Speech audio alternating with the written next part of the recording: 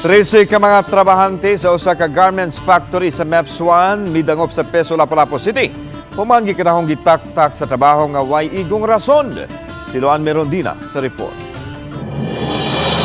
Bitbit ang ilang letter of complaint. Midangop sa Peso, Lapu-Lapu ganihang buntag kining 13 ka mga trabahante sa usa ka garments factory sa MEPS 1. Matod sa mga trabahante niadtong Miyerkules, Pebrero 20, may pahigayon og surprise visit ang Doli 7 sa ilang factory ug lakip sila sa 28 ka mga trabahante nga voluntaryong nagpa-interview sa taga Doli 7 mahitungod sa kahimtang sa ilang pagpanarbaho.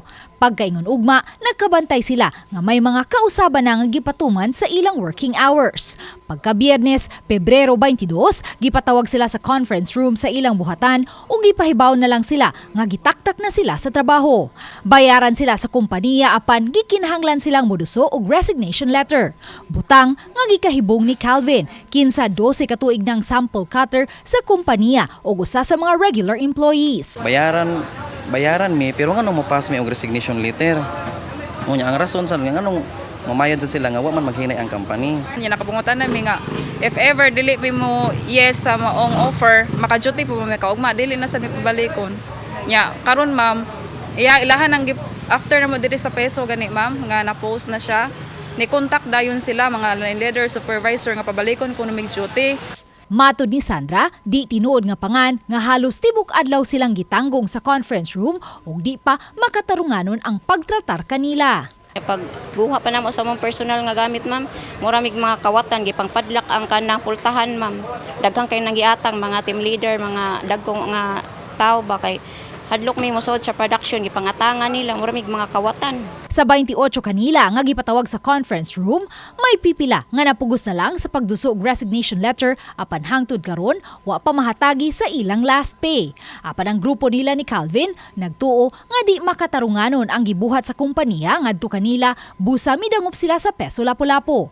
Gipasukip nila sa ilang suwat ngadto sa Peso, Lapu-Lapu nga unta matabangan silang makuha ang ilang back pay, 13th month pay, convertible to cash nga vacation leave ug ang certificate of employment. Problema magud ani murag wa kayo matarong og hanay nila murag dinalian ba sa company. Supposedly kung maghatag og notice of termination, that should with pay a month ahead. No, both sa employee o sa dole. Matod ni Kim Francisco, Peso Manager sa Lapu-Lapu City, nga gipahibaw na nila ang Doli 7 kabahin niini. Giswayan sa RTV Balitang Bisdak, pagkuha ang habig sa kompanya pinaagi sa ilang HR manager apan wa kini mitubag sa mensahe nga among gipadangad to kanila. Ang management una nang misaad sa Peso, Lapu-Lapu nga makikita kini sa Peso Manager karong adlaw apan giuswag kini ngadto sa Pebrero 29 kay matud pa may importante kining bisita karong adlaw.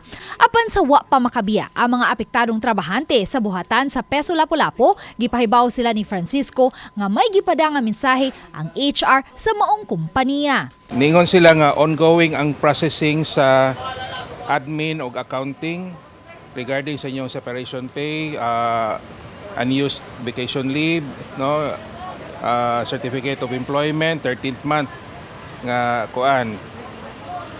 O maybe before 5 p.m. it will be ready. So 5 p.m. today it will be ready. So I think this is good news for you all. Uban ni Marlon Melgazo, Luan Merondina, Balitang Bisdak.